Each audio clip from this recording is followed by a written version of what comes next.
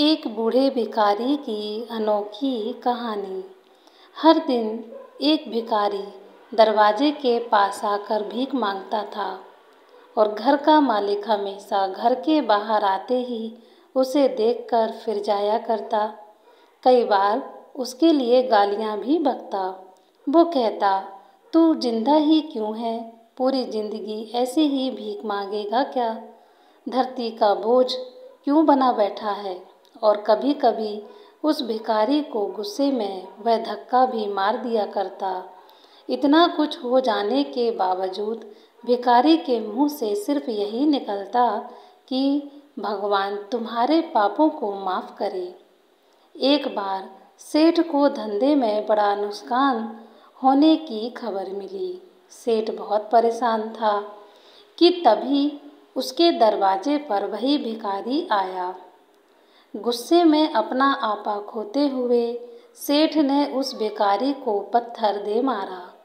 पत्थर लगने के कारण भिखारी का सर फूट गया और उसके सर से खून बहने लगा। फिर भी दर्द से कराहते हुए भिखारी ने इतना ही कहा, भगवान तुम्हारे पाप को माफ़ करे। भिखारी वहाँ से चला गया। सेठ सोच में पड़ गया। भिखारी को पत्थर मारा, फिर भी उसने सिर्फ प्रार्थना की। सेठ का गुस्सा शांत हुआ। सेठ का मन शांत हुआ। भिखारी का रहस्य जानने के लिए सेठ ने भिखारी का पीछा करना शुरू कर दिया। भिखारी जहाँ जहाँ जाता, सेठ उसके पीछे जाता। सेठ ने देखा कि कोई उसको खाना देता, कोई उसको मारता, कोई अपमानित करता तो कोई गाली देता। लोग भिखारी के साथ चाहे जैसा व्यवहार करते, लेकिन भिखारी सबके लिए एक ही प्रार्थना करता, भगवान तुम्हारे पाप माफ़ करे। अब रात होने को आई थी। भिखारी अपने घर जाने के लिए लौटा। वो अपने घर पहुंच गया, लेकिन सेठ अब भी उसका पीछा कर ही रहा था। एक पुरानी टूटी हुई खटिया पर एक बूढ़ी औरत लेटी हुई थी। काफ़ी कमज़ोर और बीमार लग रही थी। वह भिखारी की पत्नी थी। अपने पति को वापस आता देख वह खाट से उठ खड़ी हुई। पत्नी ने अपने पति के भीख वाले कटोरे में देखा, उसमें सिर्फ आधी बासी रोटी थी। उसे देखकर वह बोली, आज बस इतना ही मिला, और हाँ, आपके सिर से खून निकल रहा है। ये चोट कैसे लगी? बूढ़ा भिखारी बोला, आज बस इतना ही मिला, किसी ने कुछ दिया ही नहीं।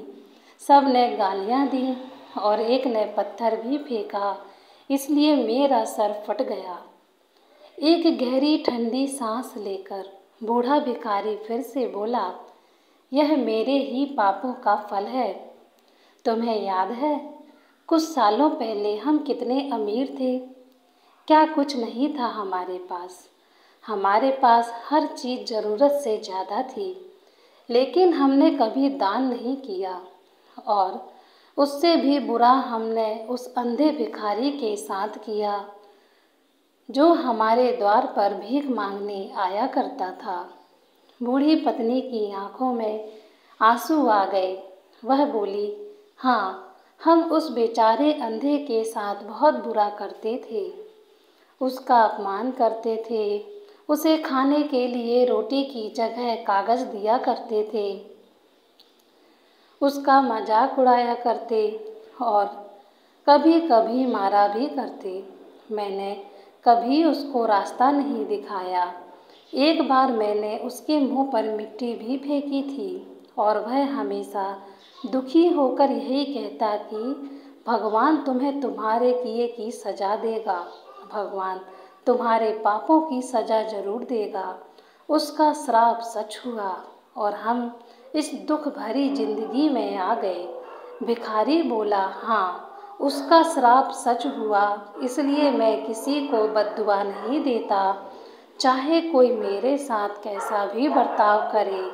मैं हमेशा उसके लिए प्रार्थना करता हूँ। मैं नहीं चाहता कि कोई भी हमारे जैसे ज़िंदगी का अनुभव करे, किसी को भी हमारे जैसे दुखों का सामना करना पड़े।